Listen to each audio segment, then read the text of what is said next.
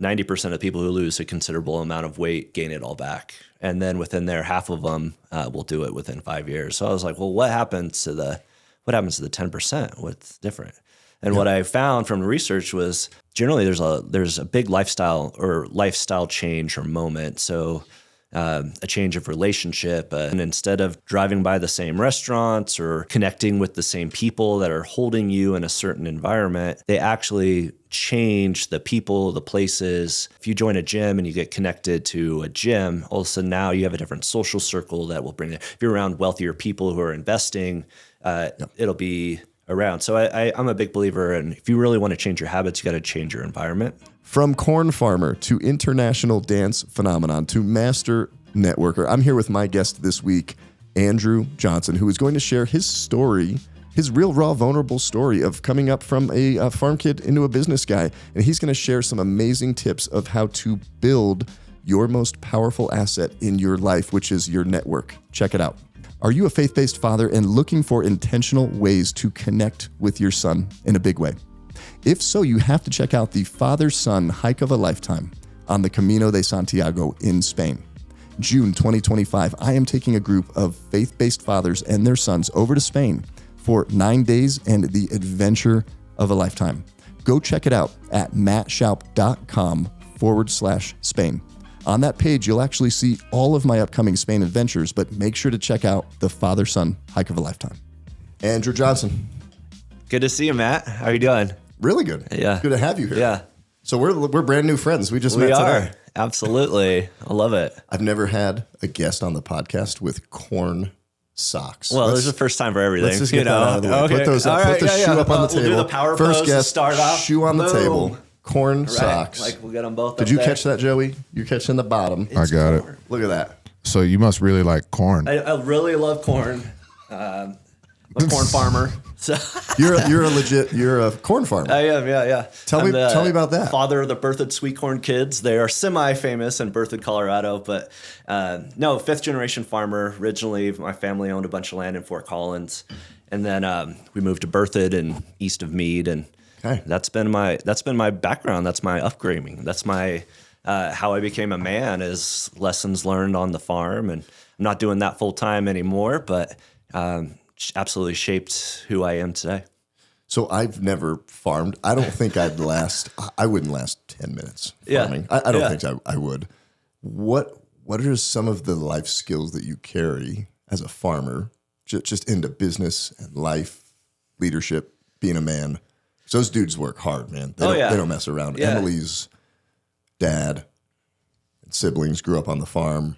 Her grandparents are farmers. We go out to Iowa on the farm, and it's just crazy what they got going on out there. Well, Tell me about that. Farming has changed so much. I mean, there's so much technology in it now, but my mom protected my childhood until I was 14 years old, saying that, hey, let's not get him into working the farm until 14. But my dad and my uncle were running both sides of the farm. My uncle would run the land in Fort Collins, and my dad would run the land in Berthoud.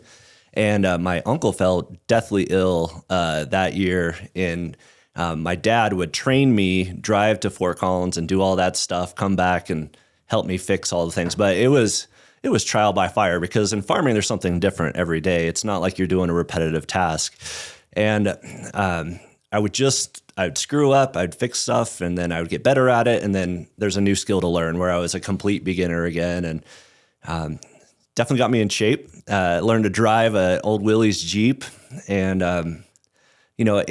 now we have center pivots, and a lot of it is automated. But when I was first learning, it was siphon tubes and a business end of a shovel, and making sure that the water got to the end of the field. And I hated it. It was like super hard work. All my friends are, playing video games or going to the movies, and here I am just manual labor. And you're growing up in farm area. East Colorado. of Berthoud. But not everybody's farming.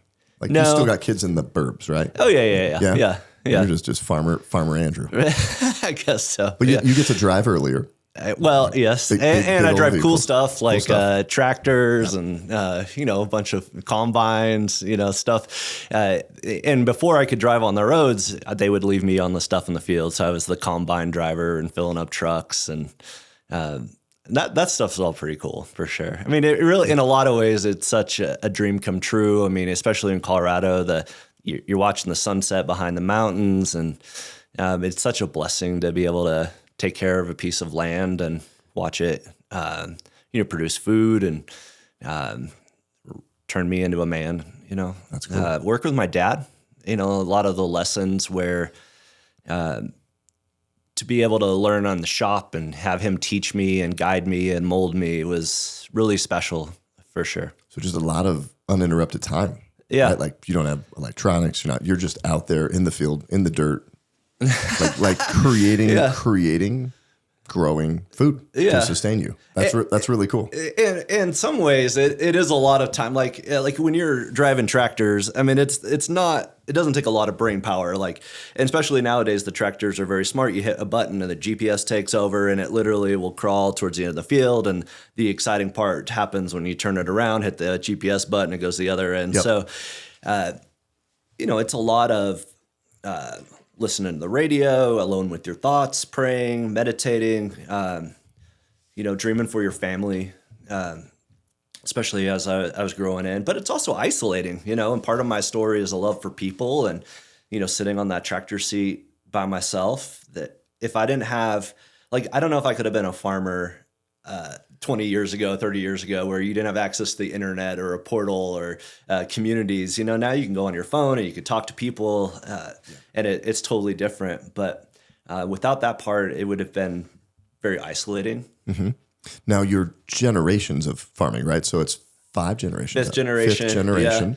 Yeah. And you're not doing it anymore. So did another sibling continue the family business? What's the trajectory of the family business now? No, I mean, so when I was little, my grandpa had a brother and a sister, and the land in Fort Collins, the city was growing around us, so we sold that land and got a berth. And on our side of the family tree, we stuck around. So then I remember when I was a teenager, my grandpa was still in the picture, then he retired. And it was my dad and I, and my uncle passed away to skin cancer. So he didn't have any heirs. So I had a sister who wanted nothing to do with it. So most family trees grow, and ours was kind of funneling together.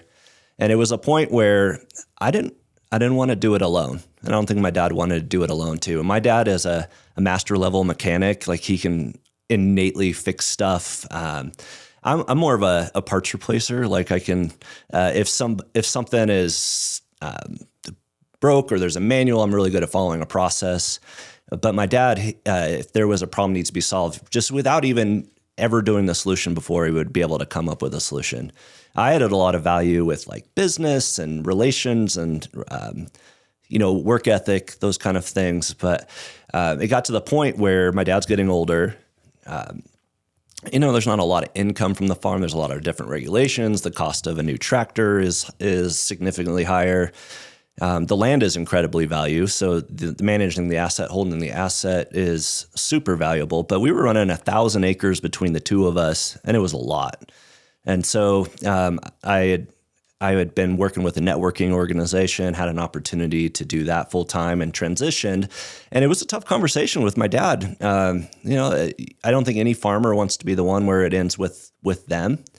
But by having really strategic conversations and really mutual respect, we were able to downsize from 1,000 acres to about 400 acres.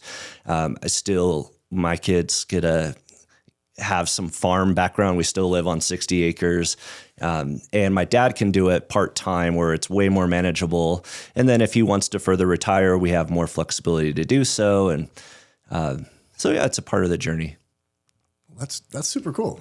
We live on some land now. We've got a couple acres, and there's a corn farm behind us. Okay. So we get to see that. So you're curating the land, taking care of the land, making sure the soil's good. You're doing, and what's interesting, and Emily's talked about this with her grandparents, is farmers carry a lot of debt. Oh, yeah. They carry a lot of debt. You plant, you have one harvest, and that either hits or it doesn't. Yeah. And if it doesn't, or something, right, you can have storms destroy those crops or other things. I don't know. But you get one shot to feed your family, right? For the whole year. It's so humbling. Or you have a crop of corn and the neighbors get hailed out and you don't. Or it's your turn, you get hit. And there's nothing that you could control. right? I mean, it's just your farm was in the wrong place of a hailstorm.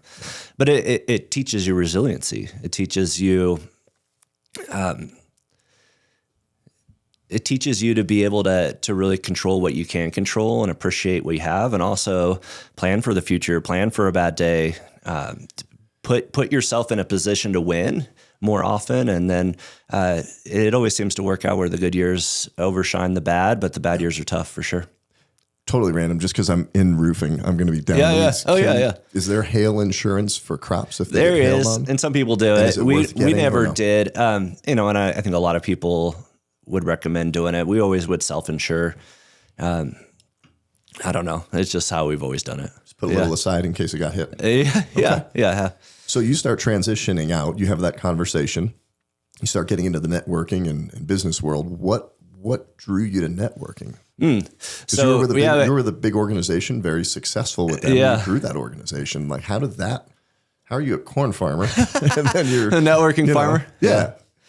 So, like I said, the long days on the tractor were pretty isolating, and my parents were very entrepreneurial. They had invested in real estate. I remember roofing a house with my mom when I was 9 years old, and we would probably love to hire something like M&E Roofing, right? But we didn't have the money to do it, so we were doing it on our own. And they had tremendous success investing in real estate, and they always said, "Hey, farm for." To kind of hold the land, but do something else to create wealth. Yep. So I thought I was going to be a dance instructor for a while. And then I started a super small business called Farm Strong Coaching, where I would help people stick to their health and fitness goals from the seat of the tractor. So I was driving around 8 hours a day with the GPS. I would create content talking about life lessons. I would have accountability groups where if somebody wanted to work out at home or go to the gym, then I wasn't a personal trainer. I'm not telling them exactly what kind of sets to do, but I was helping them stay accountable to the things they wanted to be accountable to. So I joined a networking group.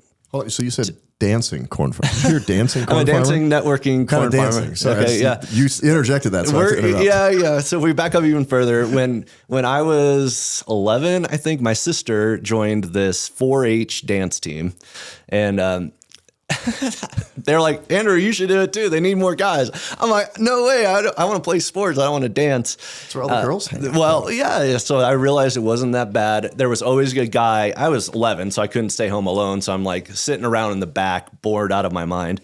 And there would always be a guy missing. They're like, "Andrew, go fill in for so-and-so." And I realized dancing with a bunch of girls wasn't that bad. And not bad at all. I had a lot of fun with it. What kind of dance was it? Like at that time, country dance, but then I branched out into Latin ballroom, country, and swing dancing. Okay.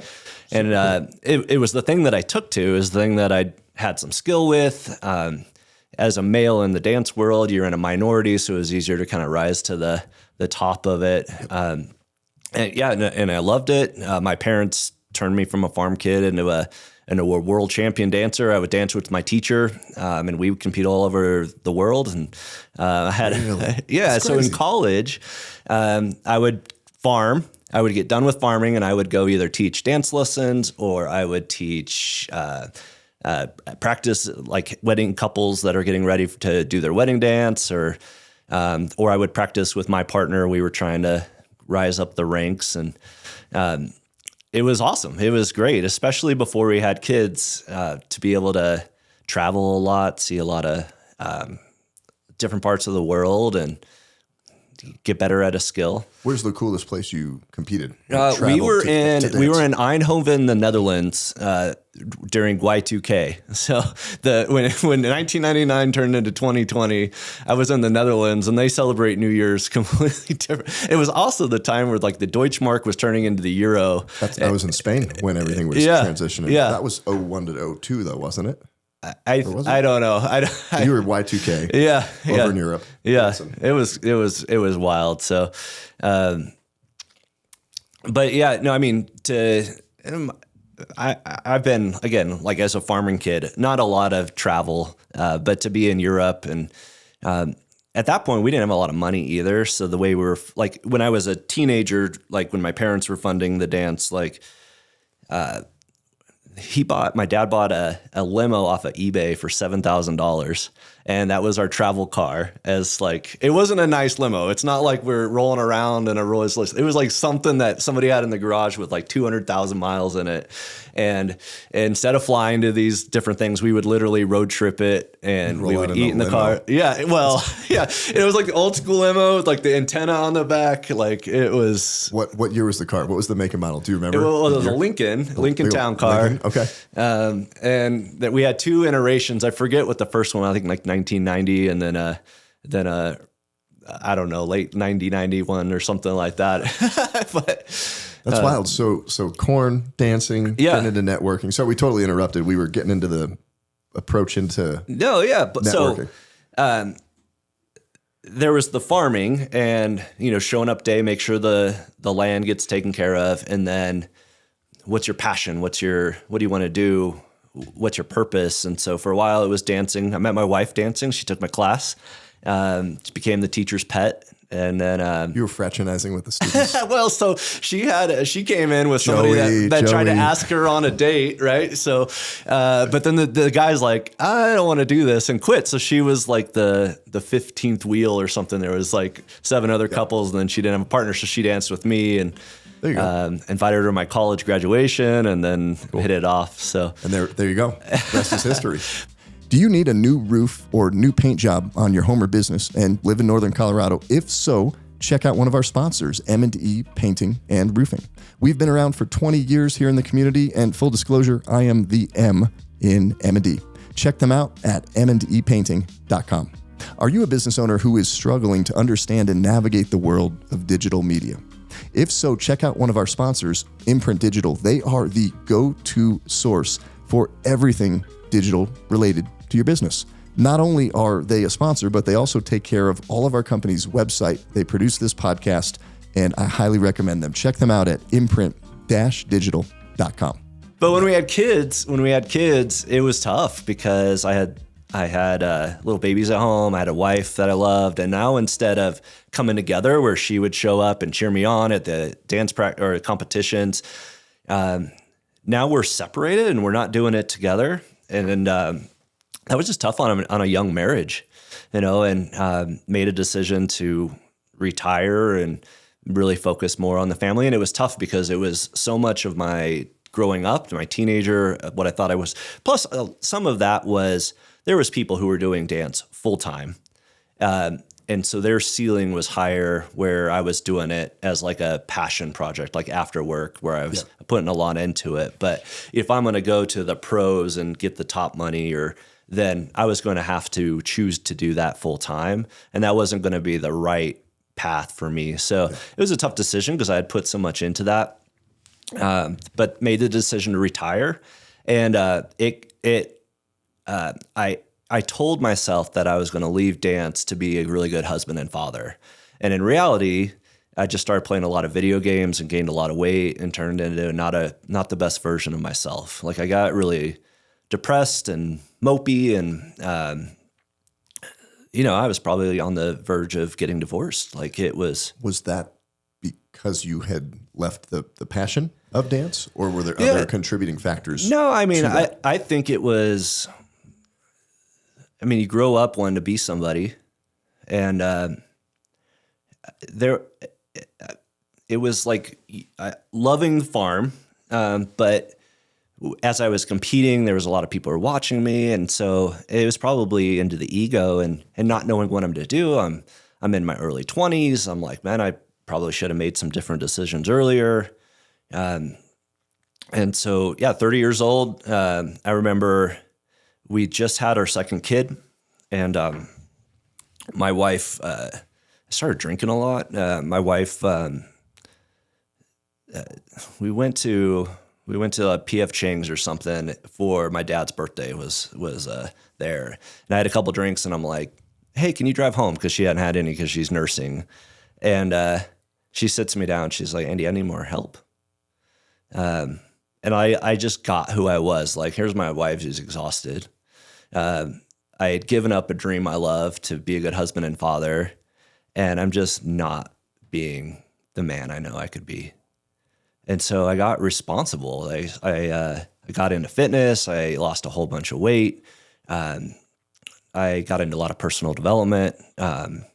Did some work on myself, and that I think was why the Farm Strong coaching really took off. Was people watched me actually have a transformation. There's a lot of people who may lose weight and then gain weight back, but for there I became a more evolved version of myself, and really like called into who I knew I should be for my family. And it wasn't like our marriage was perfect. I mean, we had some ups and downs, but we started talking more. We started working through different things, working on ourselves, and it was powerful. I mean, it was to really get in there with your wife and saying, "Hey, we have 2 small kids and a whole future ahead of us. What are we going to do?" And so the Farm Strong coaching was born out of that, as helping other people close the gap between what they knew they were capable of and what they were actually doing.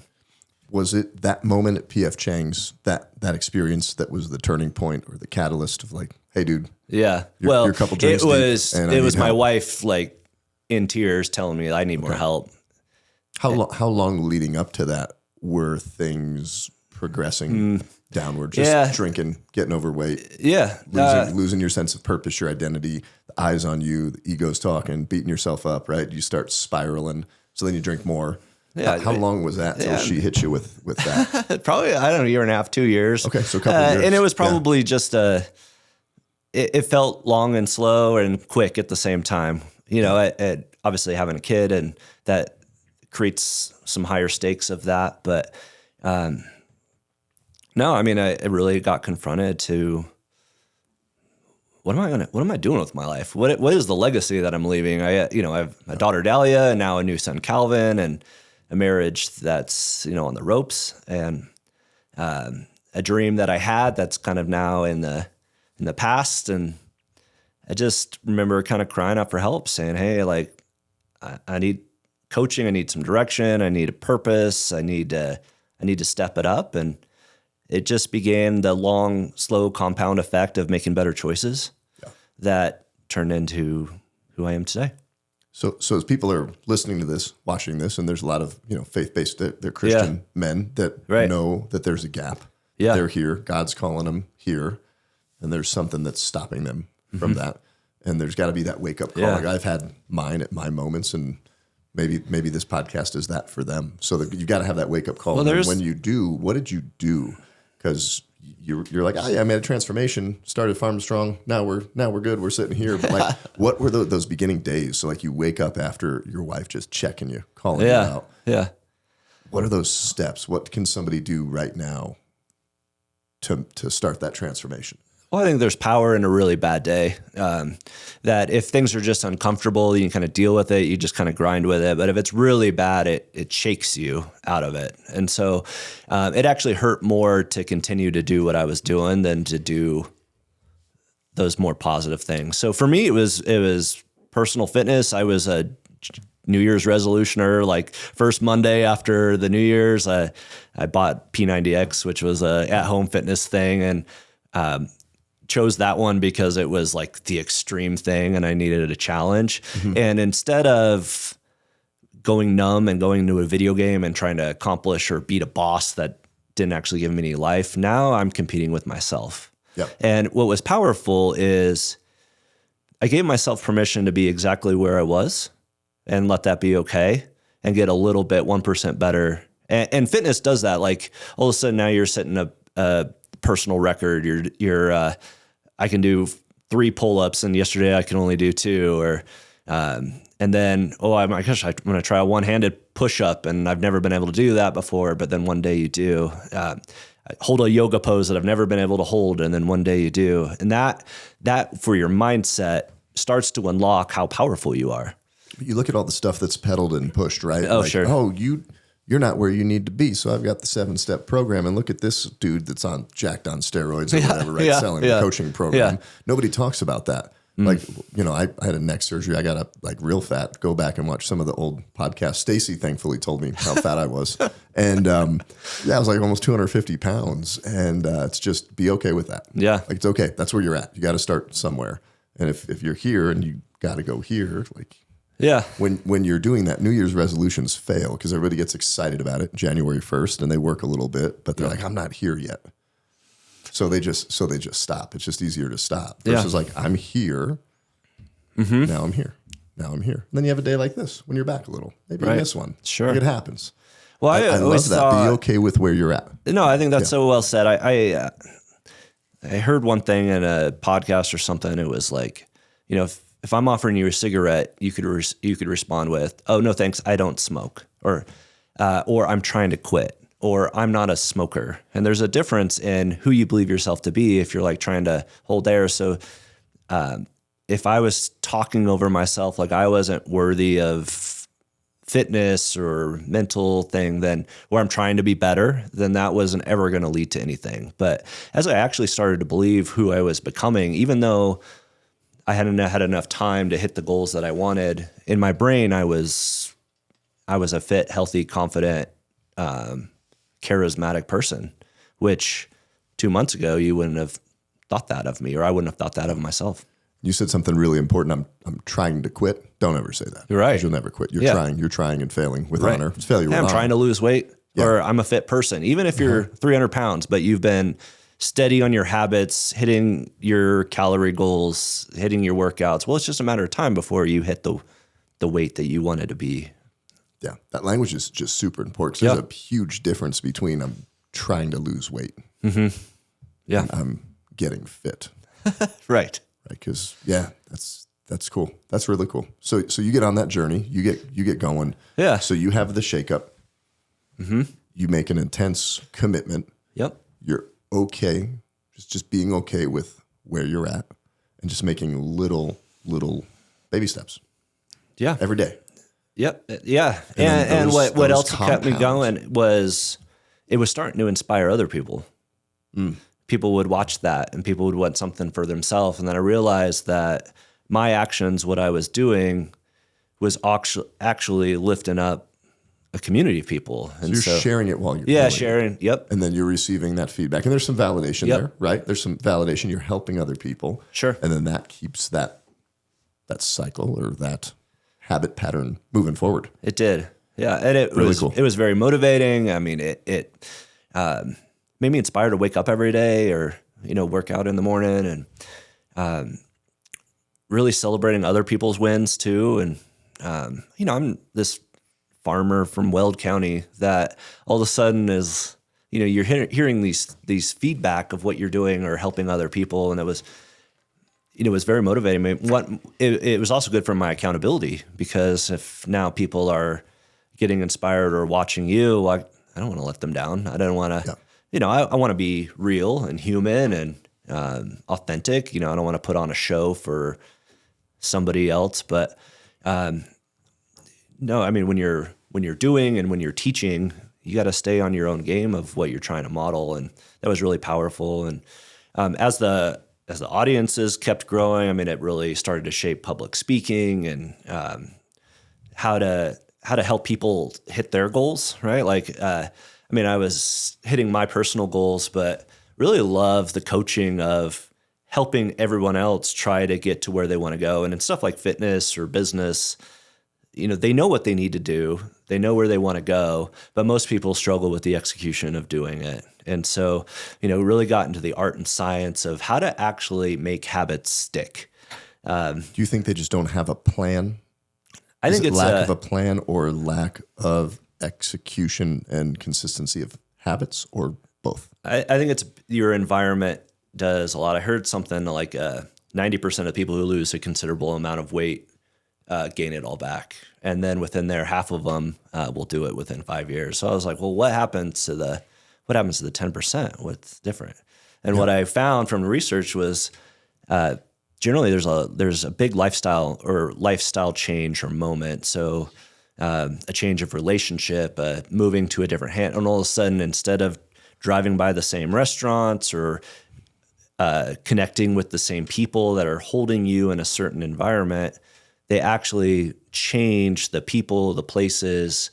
If you join a gym and you get connected to a gym, all of a sudden now you have a different social circle that will bring it. If you're around wealthier people who are investing, it'll be around. So I'm a big believer in, if you really want to change your habits, you got to change your environment.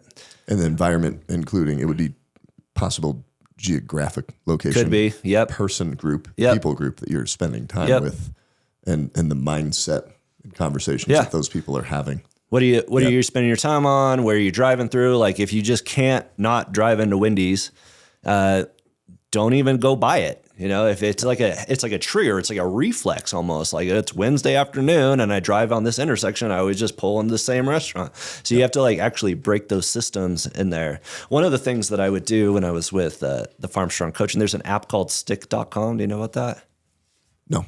Okay, so the way Stick is, it helps people stick to their goals. And when I first found out about it, I was like, nobody would ever do this. All right, so you put an amount of money that matters to you at risk. That would go to a friend, foe, charity, or anti-charity. But the most motivational thing is it's an anti-charity or a foe. Or a foe. Right? What do you Like, think, Joey? Anti-charity or foe? All right. Like, if Foe. Foe. Joey, I knew he'd say like, foe. you got an ex-wife or something, and she's going to get your money or more of it than or somebody that bullied you in your childhood, and you're gonna, if you don't come through on your commitment, an amount of money that matters to you would go to them. Who's your foe, Joey? Do you even want to say? Should I name drop him? Do you even want to give the credit or the consideration to your foe? I'm not even going to name drop him. But you know he knows who who he is. He knows who he is. He knows who he is. All right. He's a chump. Yeah, well, so, loss aversion says that you're willing to do more to avoid losing something than you would be willing to gain something. And so what happens when people say yes to this, and then I had somebody that would put $2,000 a week at risk, because that's what actually would grab their attention. And I had a lady who put her husband's roping money at risk, and they only had enough disposable income that if she failed, the $20, whatever they set aside for the week, he wouldn't be able to go roping. What's that? You're speaking to a city boy. Roping? So you sounds go like a around farm- and you like a farm term. rope cows. Yeah. Oh, like okay. steer wrestling. Yeah, Yeah. all right, cool. Yeah. Roping. Roping money. Yeah.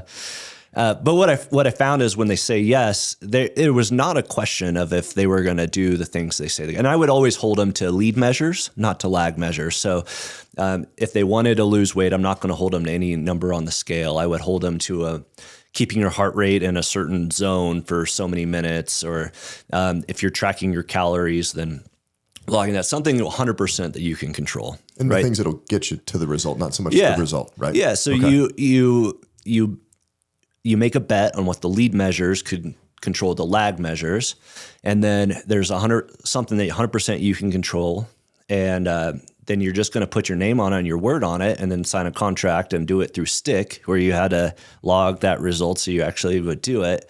And what would happen is it wasn't anything specific of like what I said to do or coaching, is people found their own solutions. Like, it might be somebody agreed to work out 5 days a week, and they get through their life and they're exhausted from their work, and it gets to be 6 o'clock, and then they're doing all the kid stuff. Now it's 9 o'clock, and they said they were going to work out that morning, but it's 10:30 at night and they're exhausted and they want to go to bed, but they don't want their anti-charity or their foe to get any money. So they grind it out and do a workout. And the next day they never want to do that again. Is this app still around? Yeah. And you've used this too. I use it right now for like business coaching. You do stuff. anti-charity? I do anti-charity. Okay. Yeah, it was. And what was interesting, like I had so an anti-charity is something you hate, right? If you're A charity you wouldn't support. yeah, like if you're conservative or Christian, you would be like giving your money to Planned Parenthood or something or liberal, you would be donating to like the NRA or something like that. But what's cool is I would have these groups or these communities, and everybody picked their anti-charity. And one of the ladies, her anti-charity was the NRA, and she was in this small group coaching with a guy who was in the NRA. But they didn't know about what the anti-charity, So but they it didn't didn't matter because they were equally committed to their goals as each other. And it was cool to see people who are politically very opposed actually taking a stand for each other, checking in. Hey, everybody needs to log their stuff by the end. And all it takes is you figuring out how to fit your healthier habits, things you want to do into your life. Do it for a week, do it for 2 weeks, do it for 3 weeks where you're not feeling like a superhero. You're just feeling like this is the mundane thing that I've always done. And all of a sudden now, then all the excuses you thought of why you couldn't do something, they go away. Yeah. So yeah, I mean and for fitness, and now like with the coaching I do with networking and business, like it's a powerful tool to really get yourself, like we talk about changing your environment. Well, signing a contract like that is something that definitely rocks out there. That's legit. I'm thinking about that one. I'd probably go faux. That would motivate me. Yeah, no doubt. Billy the Bully. Right. Getting your 2000, Joey. If you're a Christian business owner in Northern Colorado, check out one of our sponsors, the Foundry Advisory. The Foundry is a Christian peer-to-peer advisory network where you can plug in as a business owner, not only to talk about how to improve your business, but how to integrate your faith. Check them out at thefoundryadvisory.com. And remember, they're not only a sponsor, but I'm also a member of their group. If you have a story to share and you're thinking of becoming an author to do so, you have to connect with one of our sponsors, Scribe Media. I worked with Scribe to publish Painted Baby, and I'm currently working with them again to publish my next book, Pour Into People. Click on the link in the show notes below to connect with them, and they'll actually give you a little something extra because you came to them through me. So right now you're coaching business owners, business leaders. Yeah. Do you have a specific niche or demographic within that, or is it just business? Small business owners. So with the coaching business, I joined a networking group. There's a lot of them throughout Northern Colorado. Yeah. I joined a company called BNI, and it was just a group that met at the time that I can be. And I remember walking into the room, and there was a chiropractor and a massage therapist and an acupuncturist, the people that I've seen like driving by, and I'm like, there's the business owners. And I still had some imposter syndrome. Like, I thought I was making some impact, but I'm like, I'm still just a farmer from Weld County with this like weird fitness coaching business that I'm literally on the seat of a tractor talking to people. Like, do I have any business being around all these other people? But they were so welcoming. And the genuine relationships that I connected with these people, you start to help them, they start to help you. It was the most powerful thing that I found as a way to grow your business. So with the digital marketing stuff that I was doing on the Farm Strong coaching, I would create a lot of content. People would find me. I would have like free groups people could follow. I would drip on them, add value, and then people would opt into paid coaching groups or something like that. And it worked. It was just a lot of work. And what networking taught me to do was walk into a massage therapist and say, hey, are you currently referring to a fitness coach? Because my clients that I work with get really sore about day 4. And if we actually talked about massage care and not just a one-off massage, maybe I could help you get some long-term client. Yep. If they have a massage that's booked every 2 weeks, maybe they stick to their workouts because they actually look forward to being sore for the massage. And what I found was everybody won. I won because I was creating a reciprocal referral relationship with the massage therapist. A massage therapist would be somebody would come in and get on her table and, oh, what are you doing? Oh man, I went to the gym. I'm really sore. And I would train her to like, oh, do you have anybody holding you accountable to your health and fitness? Because I know a guy who's really good at that. Yep. And I would say, oh my God, I love working with her clients. Man, what we do and what is really effective is, doing a package, and I'll work with you. You'll stick to it. And my people get way better results. So the massage therapist got more retention. I got a pipeline of new clients, and the clients actually hit their goals because they're working with not just me, but somebody else who's like, you probably don't want me giving you a massage. But if I could refer out to her, she was really good at it. And then I realized, okay, well, you create one pipeline of things like that. Like, well, maybe I could do a similar thing with the chiropractor or the insurance agent or the real estate agent. Like, I had a girl who did nails, and we created a thing where if they hit their goal, they got a free manicure. And then after they hit a stretch goal, they got their victory toes and they got a pedicure out that. And it was like, it became like some status that they earned that. And it became kind of known within her community that I was doing it and creating these reciprocal referral relationships. So I just fell in love with business owners helping each other. And any business can do that, right? Like whatever industry you're in, and you did it very creatively. It's like, okay, who do I serve? Mm-hmm. How else can they be served? And then you connect them, which you're providing more value because you're the connector point. Absolutely. You're bringing that business. It's getting brought back. And then it's just this continuing continuing cycle. Yeah. And the fitness stuff was such a good bridge into networking because, a lot of times I'm helping small business. Everybody's an influencer. They have a certain client base. And so by collaborating with others, especially in small business, it's tough for a local printer to compete with Vistaprint. There's all these different companies, and like, how do you separate yourself up from the competition? Well, if you're giving more value to another business by sending them referrals, by endorsing them, then there's a way for you to raise your credibility and stand out, even if you're a new business. And so that art and the science, the part of me that loved coaching people to stick to the things they know they wanted to do but had trouble sticking with, I fell more in love with the business community and helping them do it and helping their business grows because, a chiropractor might be very called into being a chiropractor.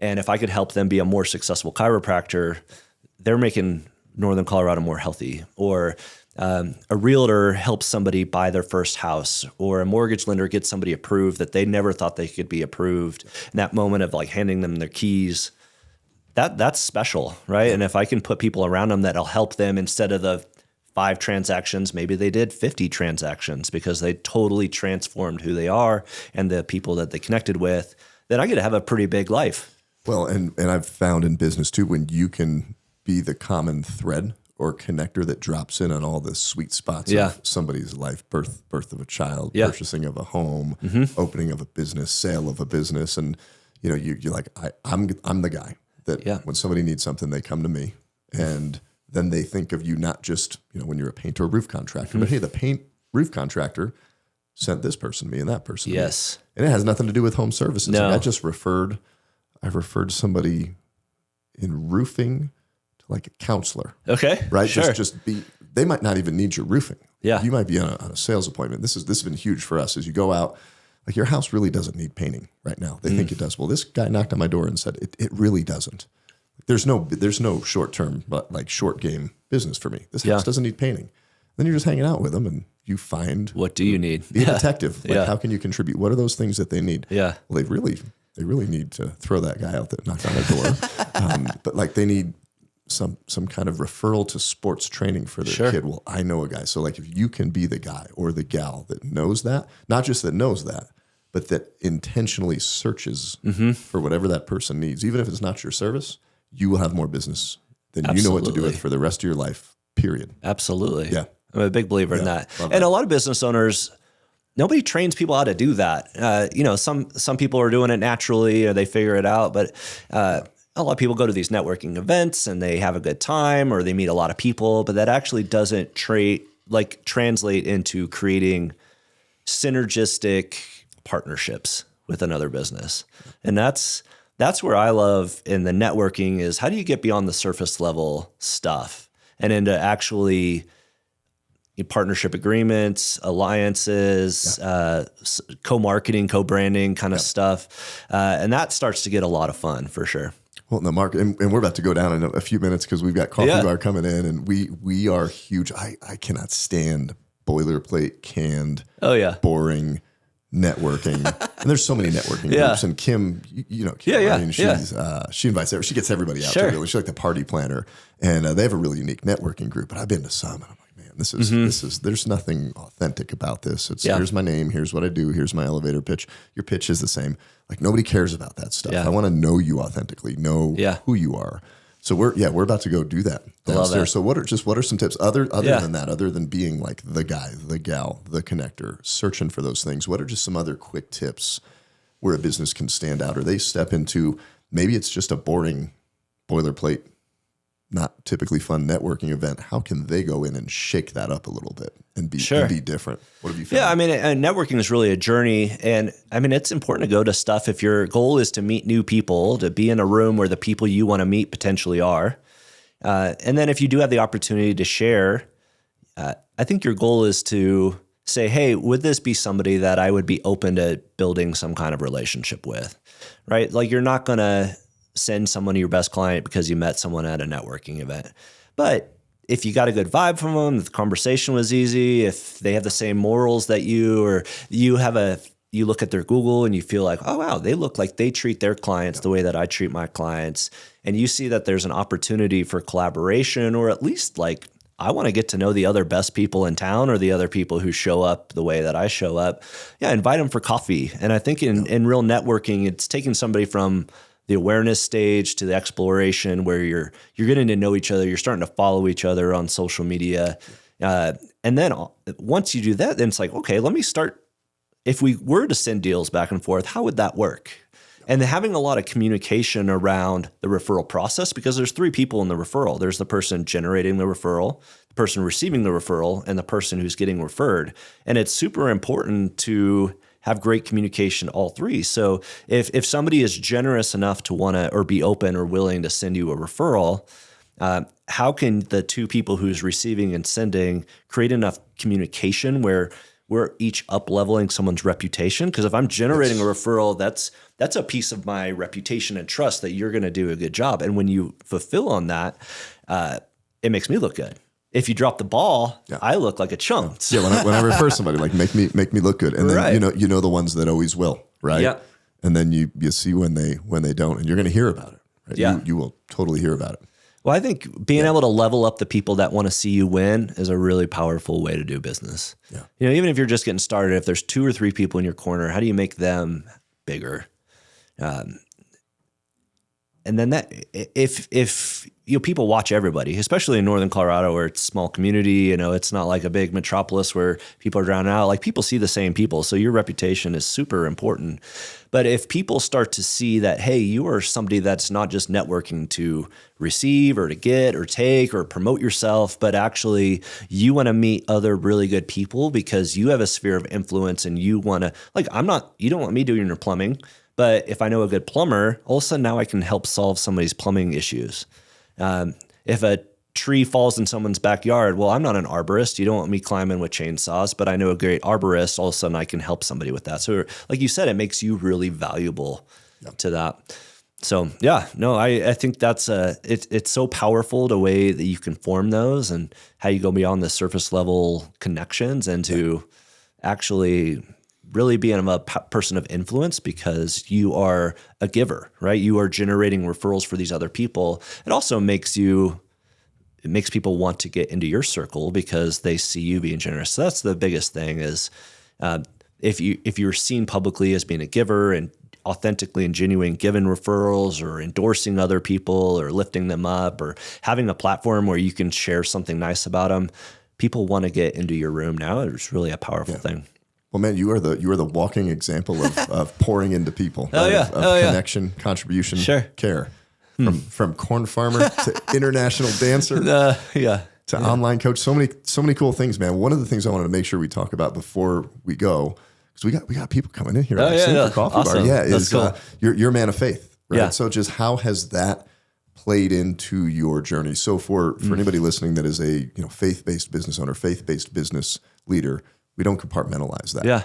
And many times we do, and we're not supposed to. We're not called to that. We're called to live that out and use this space, this platform to expand our faith. Yeah. And how has that looked for you, and how do you do that within the networking that you do in the business that you're in? Well, I'll fully admit I was not someone that grew up in a Christian household. It wasn't that it was anti-Christian or anything there. It was just more of like be a moral person and not go to church every Sunday. My social circle in high school was around other people who were believers. And so they were the type of people that I respected and trust. So, they started to kind of drip on me and share about that, where I started to find God. And then my wife, she's grown up in the church. So, really found a home and a voice. But God has just been powerful in my life. Like we didn't get into it. My wife was in a bad car accident where she had a brain injury, and the moment of impact where the lady T-boned my wife was in the exact door where my son would be, but he wasn't in there. And with the network and all the stuff, the people that were around me that were able to help, like be there in a time that I was impossibly equipped for to be around and other people, it's humbling to feel like out of all the people in the world, God's there for me. That things are going to help him out. And to be able to tell my story, the story of miracles, the story of where I have, I mean, I just have so much gratitude to that. And for the way that I talk to other people, it's, I just try to be real. I try to share where I have, and I don't pretend to be like the perfect Christian or anything like that. But it's a big part of my story and a big part of my development. And I mean, it's why my wife and I are still really close and together, and loving into my kids. And I'm thankful for everything. Just living it, doing it, Yeah. doing what you're called Yeah. to do. Yeah. Love that. How's your wife doing? When was So that she's accident? good. Yeah. And Yeah. I should have come we can't just talk about it. And then let's wrap up the show. Is she doing okay? Yeah, she's doing great. Okay, So good. she had miraculous level healings, but for a time there, so the day of the accident, it was a horrific crash where we had drove a Ford Flex. You know what that is? Like a big swagger wagon. It's not an SUV, a lot of cabin space, but her car was so significantly off the road on its side that when I came up to it, I was like, there's no way she's okay. But the phone call I got, like, hey, Andrew, your wife was in a car accident. I think she's okay. I'm like, oh my gosh, I come there. She's in the ambulance, but lucid, alive, like no broken bones. She looks like, I'm like, how do you, what the shroud of protection around it? The car was so damaged that it didn't make sense that she could be where she was. We went to the hospital. They're like, oh my gosh, you're going to be really sore tomorrow. Like you've been in a car wreck. But they dismissed her that day. We went and did acupuncture, so to take her body kind of out of this shock state.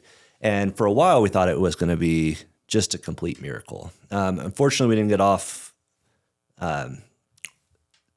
We didn't get off scot-free. So about 3 or 4 days later, she walked into our kitchen and was like, where's the silverware? So she would forget which drawers are silverware, and she would start to get confused. And so she had a subdural hematoma, meaning her brain was bleeding slowly and getting pressure. That happened there. So we went back to the hospital, and for a while there, she had 9 doctor's appointments a week, or not necessarily doctors, but like massage therapy, speech therapy, occupational therapy. And I had built a network of health and wellness professionals where we not only did the neurosurgeons, the neurology people, but the complementary medicine, the chiropractic, the massage, the hypnotherapist to help take her out of PTSD of the accident. Yeah. And she made a lot of people don't recover the way she did. So if you saw her today, you would be like, oh my gosh, you were in a car accident? Like I couldn't even see it. But it's a miraculous level recovery today. It didn't happen all at once. I would say she came probably 80% in about 3 or 4 months, and then the other, 15 to 18% over the course of a year. Man, but your faith played out through that. Yeah, and your network and my network played out through that. Yeah, that's powerful. My son's starting to. He's 17, almost 18, and he's thinking about what he wants to do. So I'm making connections. Like this is the most powerful and valuable thing that you'll ever have, are those connections you make and the relationships you carry with him. So he's figuring out that real quick. So I made a connection, and I'm like, you got to follow up. And he follows up. Right. And the guy's like, yeah, internship, cool. Let's go have lunch. And like, boom, boom, bam. He's doing it. It's one conversation, like I get humbled. I'm like, oh my God, what if I never approached that person? What if I never started that? Because a conversation can turn into a meeting, which can turn into follow-up meetings, which can turn into a relationship, which can turn into somebody who totally changes your life. Yeah. And you're only, they say 7 degrees apart, but I think that's too many. I think you're 3 to 4 connections away from anybody that you ever want to contact on the planet. Yeah. And 2 or 3 away from somebody that could totally impact your life. Yeah. You know somebody that knows somebody that could be pulling another person to do that. And we see that here. We see that every day. That's awesome. Love it. Well, man, we're getting close to wrapping up. Okay. Dude, Thanks this for is my so much for having me on. first corn farmer, international dancer. Yeah. And now I'm thinking about my foe. You got to think about so many things. Don't let him get any of your money. You better just we'll talk offline. He's not getting a penny. My foe's not getting a penny from me. Yeah. Man, we wrap up the show same way. Okay. Every episode, you came in and you wrote down this is your wife's favorite color. This told is me, the right? screen, Yep. the teal color, yeah. And it's just important to us that we know, like, what is the statement you want to be known for and leave with the world when you leave it? Yeah, so it's a John Wooden quote that just stuck in me. It says, if you don't have time to do something right, when are you going to have time to do it again? And it just, if I'm going to choose to do something or if I'm going to choose to put there, make sure you do it right. Love it. Yeah. Andrew, Cool. that's a wrap. All right. Thank you. Thanks for watching. If you liked what you saw, drop a comment below. Make sure to watch the next episode and don't forget to subscribe. If you're a business owner looking to improve your life, leadership, faith, family, and business, I've got a couple of free things that I'd love to share with you. So go to mattshoup.com and download my free tools. I guarantee these couple of things will get you started off in the right direction.